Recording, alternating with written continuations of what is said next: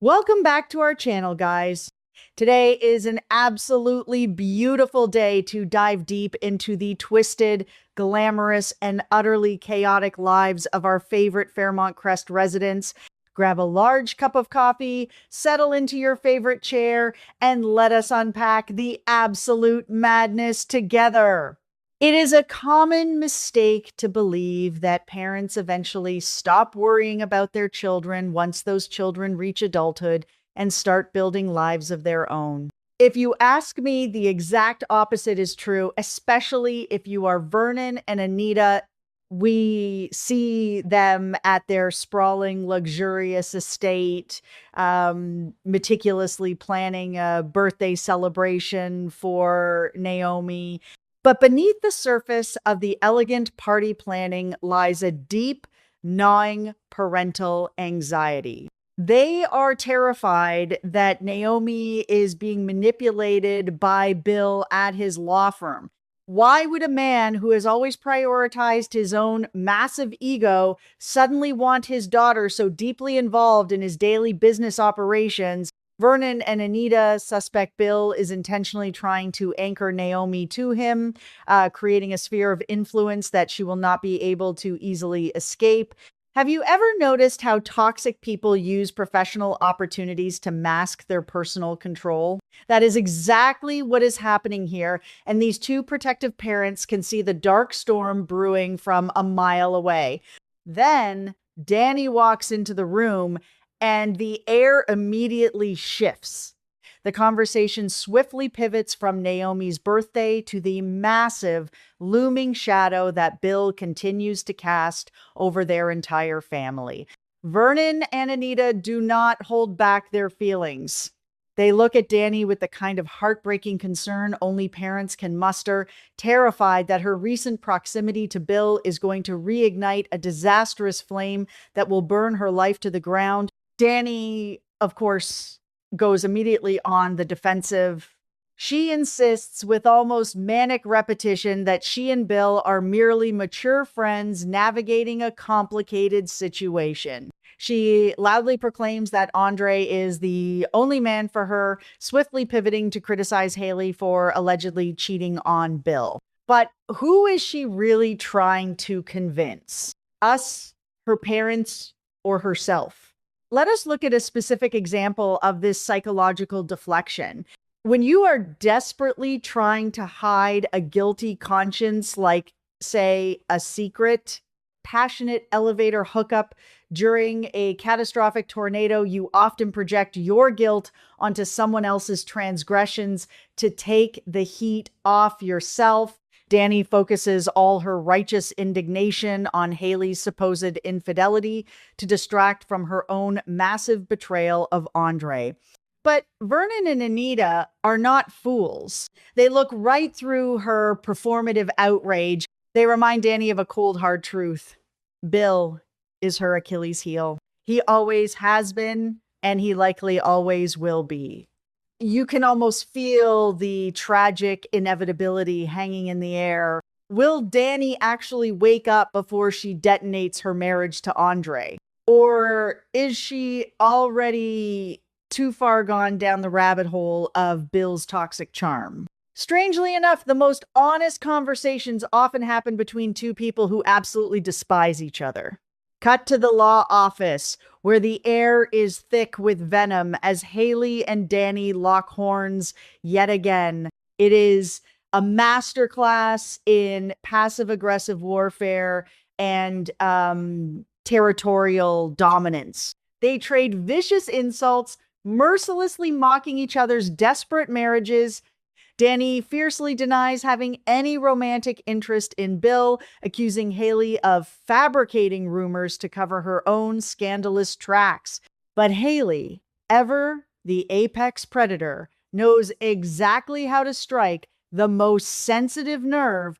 She turns to Naomi, who is standing right there, and coldly instructs her to remind her mother that Bill is no longer her husband. It is a brutal, humiliating dismissal that leaves Danny fuming and Naomi caught squarely in the crossfire of this endless, exhausting dispute. Why does Danny feel this overwhelming, irrational need to protect a man who has repeatedly destroyed her emotional well being in the past? After Haley saunters out of the office, Danny immediately shifts into protective mode, telling Naomi that Haley is clearly plotting something sinister and that they must keep a close eye on Bill. The dramatic irony here is absolutely suffocating for us watching. We know exactly what Haley is plotting. We know she is literally slowly poisoning him to death for a massive life insurance payout.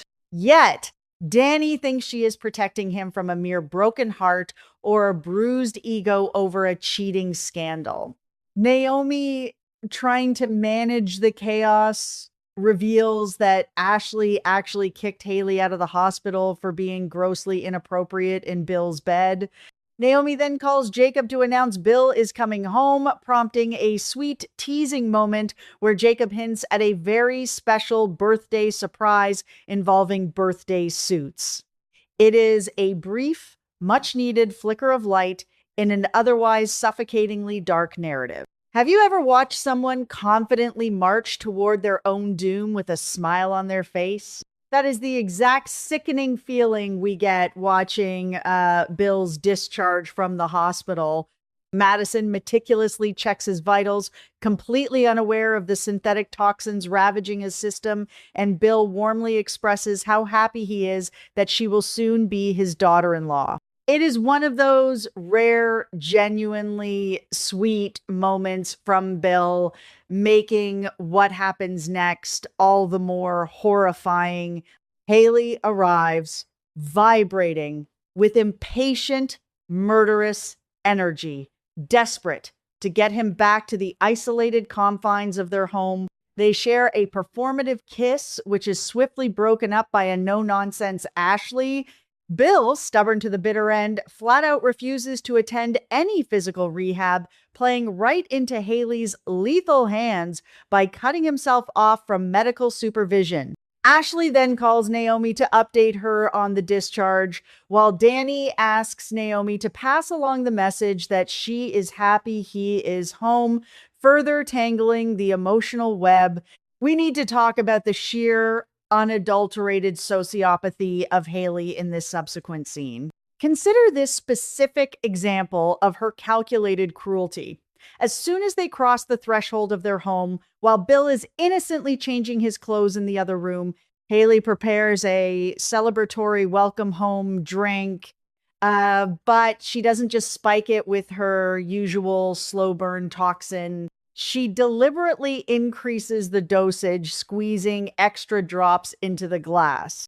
She watches him, her eyes dead and calculating, as he happily downs the poison liquid, audibly moaning at how delicious it tastes. She then casually gaslights him, dismissing the rumors of her affair with Randy by comparing Bill to a luxury Bentley and Randy to a cheap bicycle. It is a chilling display of psychological manipulation. She is stroking his massive ego while simultaneously destroying his internal organs. Imagine setting the perfect deadly trap, watching your prey walk right into it, only for the doorbell to ring and ruin everything. Just as Haley leans in to play the role of the doting, seductive wife, Naomi and Chelsea burst through the door, completely unannounced.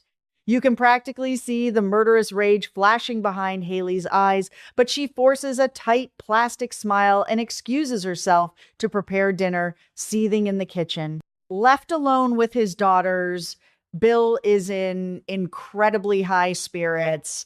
He boasts about his day, bragging about how he fiercely reprimanded Tomas and put him in his place at the firm. He leans back, chuckling, and refers to himself as Big Bad Bill. If you ask me, this is the most heartbreakingly pathetic moment of the entire week. He thinks he is the absolute king of the castle, the master of his domain, completely oblivious to the fact that his queen is actively executing his death sentence right in the next room. How much longer can his fragile pacemaker hold out against this megadose? Now, Some people might argue that time heals all wounds, but trauma survivors will tell you that the body never, ever forgets. We are violently pulled from the deceptive calm of Bill's house into a state of sheer panic at Uptown. Chelsea is spiraling into a full-blown panic attack. Why? Because Kat just answered a silent, eerie phone call from an unknown number on Chelsea's phone. Today marks exactly 1 year since Allison kidnapped and terrorized Chelsea, holding her hostage in a remote cabin. The psychological horror of that anniversary is tearing Chelsea apart from the inside out. She is absolutely convinced that Allison has escaped from prison and is coming back to finish the job. The sheer terror in Chelsea's eyes is palpable. She is not just scared, she is reliving the worst moments of her life, trapped in an invisible cage of her own traumatic memories. This is where we see the profound beauty of a strong, unconditional support system. Kat does not minimize Chelsea's fears. She does not tell her she is overreacting or being paranoid. Instead, Kat steps up as the ultimate protector, reassuring Chelsea that Allison is locked away in a high-security facility and would have to go through her first. But Kat knows words are not enough, so she immediately whisks Chelsea away to find Madison. When they find her, Madison doesn't offer clinical platitudes or medical jargon. She simply wraps Chelsea in a deep, grounding embrace. She becomes a physical anchor for Chelsea's spiraling mind, gently suggesting that this might just be a cruel prank, but refusing to leave her side. It is a powerful reminder that when you are drowning in a sea of panic, you don't need someone to fix the ocean. You just need someone to hold your hand while you float. Kat's proactive loyalty doesn't stop there. She leaves Chelsea in Madison's capable hands and marches straight to the police precinct to find Jacob. Let us look at a specific example of good empathetic police work versus dismissive bureaucracy. A lesser cop might have brushed off a silent phone call as a wrong number or a telemarketer. But Jacob listens intently. He validates Kat's concerns. He immediately theorizes that Allison, being the highly manipulative psychopath she is, might have managed to smuggle a burner phone into her cell just to psychologically torture Chelsea from behind bars. Jacob makes the calls right then and there. He confirms that Allison is still in strict lockdown, but he pushes the prison guards to initiate a thorough cell search for contraband. The relief that washes over Kat is immense, culminating in a tight, grateful hug. But the question remains, is Allison really the one making those calls? Or is there a new monster lurking in the shadows? We often believe that love should be effortless, but the truth is, the most enduring relationships require us to swallow our pride and face our own flaws. This brings us to the wonderfully messy, chaotic dynamic between Leslie and Marcel. We find Leslie storming into the police station to pick up Marcel, immediately clashing with Jacob in a fiery display of her trademark defensiveness. She struts out with Marcel, projecting an air of absolute invincibility. But once they are alone, the heavy armor begins to crack. Leslie, who has spent her entire life chasing high society validation and pining over Ted, finally admits a terrifying truth. She does not want to lose Marcel. She hates his boat, she hates his messy lifestyle, but she cannot stand the thought of being without him. Marcel, however, is not a man who will accept breadcrumbs or half-hearted commitments. Back at her hotel room, he draws a hard, non-negotiable line in the sand. He demands that Leslie prove she actually wants him back. He tells her he has pride and he will not be a convenient backup plan for when she feels lonely or when Ted ignores her. It is a stunning moment of self-respect from Marcel. He is forcing Leslie to confront her own toxic patterns of pushing away the people who actually care for her. Will she retreat into her defensive shell, or will she finally step up and be vulnerable? In a moment of beautiful, raw honesty, Leslie drops her massive ego. She looks at Marcel and delivers a sincere, heartbreaking apology for constantly disrespecting him and making him feel less than. She confesses that Marcel makes her feel seen, loved, and valued in a way that the wealthy, powerful men in her past never did. It is a massive breakthrough for Leslie. They fall into each other's arms, reconciling their physical and emotional connection. And in true Leslie and Marcel fashion, the heavy emotional lifting is immediately followed by them ordering room service hot dogs, fries, and shrimp, and playfully bickering over each other's food choices. It shows that their relationship is healed, but it hasn't lost that quirky, combative spark that makes them so uniquely perfect for each other. As we wrap up today's deep dive, the board is set for some truly explosive confrontations in the coming days. Will Vernon and Anita be able to save Danny from herself, or is she destined to blow up her life with Andre for a ghost of the past? How long can Bill's pacemaker survive Haley's toxic cocktails before he takes his final breath? And who is really on the other end of those terrifying phone calls haunting Chelsea? The tension is thicker than ever, and I cannot wait to see how these dominoes fall. Let me know your theories down below, guys, and I will see you in the next breakdown.